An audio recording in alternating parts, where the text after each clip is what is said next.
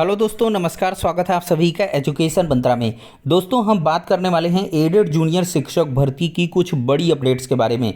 दोस्तों, देखा जाए तो एडेड जूनियर शिक्षक भर्ती में इनवैलिड सब्जेक्ट की जो समस्या है वो काफ़ी देखने के लिए मिल रही है और इसकी वजह पर हम चर्चा करेंगे। और इस बार कई सारे जो मुन्ना भाई हैं वो बाहर किए जा चुके हैं। पीएनपी का आधिकारिक स्टेटमेंट है और एक बार फिर से कोर्ट जाने की तैयारी कर रहे हैं छात्र। क्या कुछ है कारण, इस पर चर्चा करेंगे और किन विषयों की कट ऑफ यहाँ पर कम जाने वाली है और साथ ही साथ एडेड जूनियर शिक्षक भर्ती की काउंसलिंग और नियुक्ति पत्र आपको कब तक मिल सकता है। तो सारी अपडेट्स पर एक साथ चर्चा करेंगे। वीडियो को लाइक एंड शेयर करें और चैनल पर पहली बार अगर विजिट कर रहे हैं तो सब्सक्राइब अवश्य करें। तो चलिए दोस्तों, वीडियो को शुरू करते हैं।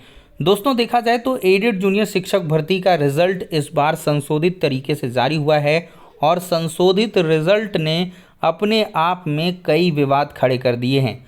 दोस्तों, इसके पहले जो रिजल्ट जारी हुआ था उसमें कई ऐसे छात्र ऐसे भी थे जो असफल थे, वो इस बार सफल हुए हैं। तो उन छात्रों के लिए तो ठीक है, लेकिन बहुत सारे ऐसे छात्र हैं हज़ारों की संख्या में जो सफल पिछली बार हुए थे लेकिन इस बार असफल कर दिए गए हैं। और इन असफल कैंडिडेट्स में कुछ ऐसे भी कैंडिडेट्स हैं जिनमें लगातार इनवैलिड सब्जेक्ट जैसी चीज़ें देखने के लिए मिल रही हैं। तो दोस्तों, अगर आपके भी अगर ओएमआर के सब्जेक्ट वाले कॉलम में कोई भी किसी भी प्रकार की आपने गलती की है तो अवश्य ही आपका इनवैलिड सब्जेक्ट लिख के आएगा।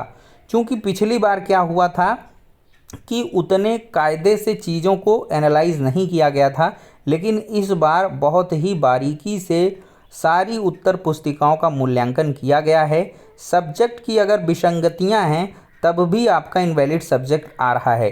कुछ लोगों का ऐसा भी कहना है कि उनके सब्जेक्ट कॉम्बिनेशन को लेकर ऐसा हुआ है। मान लिया कोई मैथ एंड साइंस का स्टूडेंट है, अगर उसने ग्रेजुएशन में बीएससी भर रखा है और उसने हिंदी सब्जेक्ट से दिया है तो उसका भी इनवैलिड सब्जेक्ट लिख के आया हुआ है, कुछ छात्रों का कहना है। अगर ऐसा है तो आप कमेंट में बता सकते हैं। एक वजह ये भी हो सकती है, लेकिन इसकी संभावनाएं कम हैं क्योंकि ऐसी कोई जो है कोडिंग नहीं हुई है। मेरी जहां तक समझ में आ रहा है कि ऐसी कोडिंग ना हुई होगी, लेकिन मे भी हो भी सकता है क्योंकि भाई पीएनपी वाले जाने कि इन्होंने क्या किया है, ये काफ़ी मंथन का विषय हो चुका है। लेकिन दोस्तों, एक बात ये वजह सामने आई है कि बहुत सारे अभ्यर्थियों ने ओएमआर सीट में सब्जेक्ट वाले कॉलम में गलतियां पहले से कर दी थी, तो उनका इनवैलिड सब्जेक्ट इस बार 100% आया है। क्योंकि इनवैलिड सब्जेक्ट वाले जो छात्र हैं पिछली बार की अपेक्षा इस बार बढ़ गए हैं। दोस्तों, अगर आपने खुरेज करके फिर से बबलिंग किया है तब भी आपका इनवैलिड सब्जेक्ट दिखाएगा। अगर आपने उसमें फ्लूइड का यूज किया है तब भी इनवैलिड सब्जेक्ट दिखाएगा। पिछली बार में भी वो उस चीज़ों को न पकड़ पाए हों, लेकिन इस बार बताया जा रहा है कि ऐसे सभी तथ्यों को संज्ञान में लेते हुए सारे जो भी कैंडिडेट्स हैं उनके रिजल्ट को इनवैलिड सब्जेक्ट करार दिया गया है। पीएनपी सचिव साहब का भी ऑफिशियल स्टेटमेंट है कि सब्जेक्ट भरने की जो विसंगतियां हैं वो बहुत ही ज़्यादा छात्रों ने कर रखी हैं और इसकी संख्या बहुत ज़्यादा है और इस बार ये संख्या और भी बढ़ी है। यहाँ पर दोस्तों दैनिक जागरण की अपडेट देख सकते हैं। शिक्षक बनना था विषय सीरीज तक सही से नहीं भर पाए।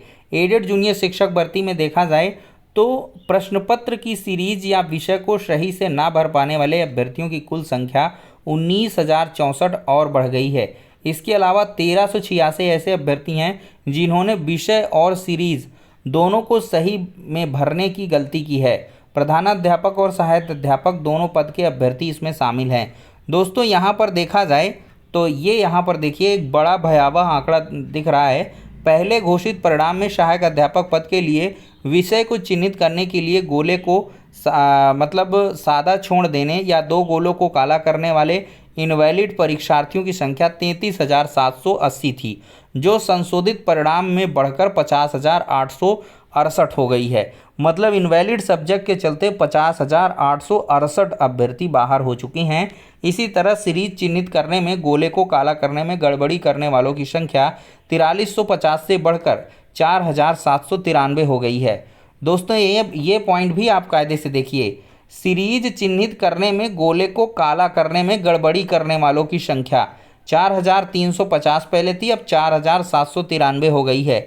मान लिया आपका ABCD कोई सीरीज रहा हो और आपने उसको बबल नहीं किया है, तब भी आपका ये इनवैलिड कर दिया गया है। PNP सचिव अनिल भूषण चतुर्वेदी ने बताया है कि नकल करने या अनुचित साधन का उपयोग करने हेतु पकड़े जाने वाले परीक्षार्थियों की संख्या पहले 4 थी, जो संशोधित परीक्षा परिणाम में बढ़कर 6 हो गई है। पूर्व परिणाम में ऐसे 2 अभ्यर्थियों को UFM में नहीं डाला गया था जिन्हें नियमानुसार डाला जाना था। दोस्तों यहाँ पर एक बात और देख सकते हैं, डॉक्टर KN काटोजी इंटर कॉलेज के प्रधानाचार्य की बेटी का परिणाम भी घोषित कर दिया गया था, जिसे संशोधित परिणाम में अनफेयर मीन्स का उपयोग करते हुए परीक्षा में पकड़े जाने में डाल दिया गया है। नकल में पकड़े जाने के कारण उनका परिणाम घोषित नहीं किया जाना चाहिए था। तो इस बार संशोधित तरीके से परिणाम में सारे जो मुन्ना भाई थे उनके परीक्षा परिणाम पर फुल स्टॉप लग गया है, उनका परिणाम जारी नहीं हुआ है। और बहुत सारे ऐसे भी छात्र हैं जिनके अच्छे खासे मार्क्स थे पिछली बार, लेकिन इस बार उनका इनवैलिड सब्जेक्ट लिख के आया है। उन्होंने अवश्य ही कोई ना कोई गलती अवश्य की होगी। तो दोस्तों कैंडिडेट कापी आपके पास होगी, उसका सूक्ष्म अवलोकन कर लें। अगर उनमें इस प्रकार की जो भी मैंने मिस्टेक्स बताई हैं, अगर कोई भी मिस्टेक है तो आप इनवैलिड सब्जेक्ट में हो।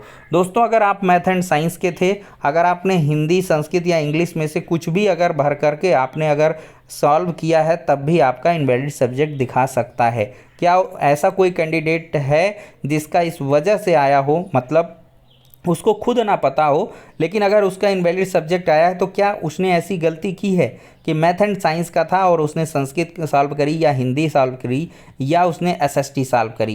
क्योंकि स्ट्रीम आप अवश्य सेलेक्ट करते हो, जब आप फॉर्म भरे थे तो याद करिएगा उसमें साइंस एंड आर्ट स्ट्रीम पूछा था साफ साफ। तो साइंस वाले आर्ट का पेपर नहीं दे सकते, आर्ट वाले साइंस का पेपर नहीं दे सकते, ये कोटिंग की गई हो सकती है।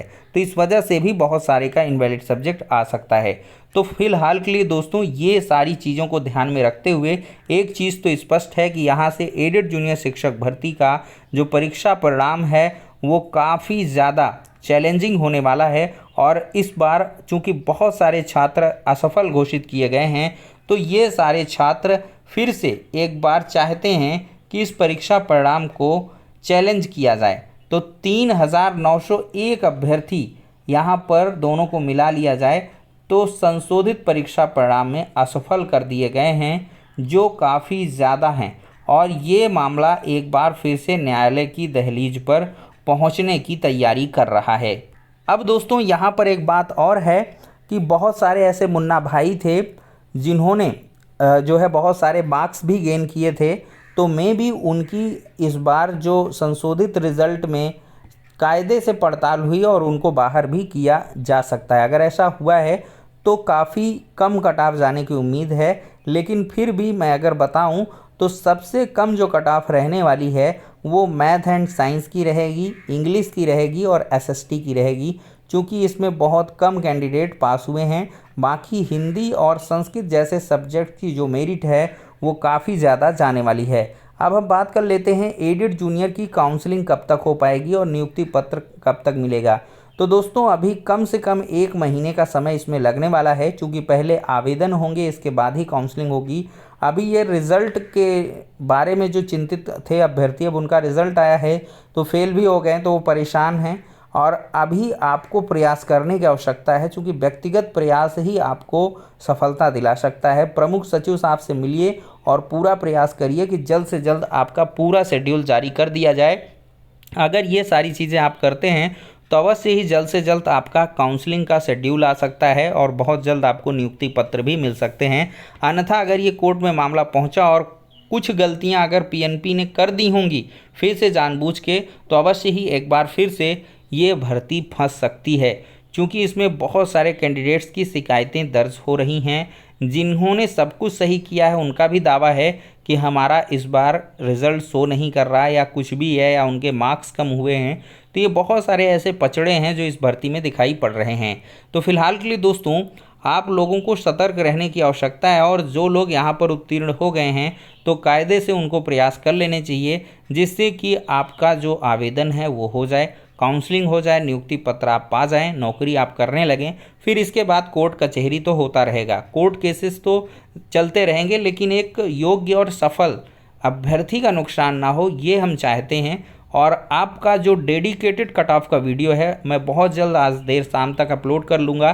तो वीडियो पसंद आया हो तो लाइक करें। नेक्स्ट वीडियो में मिलते हैं।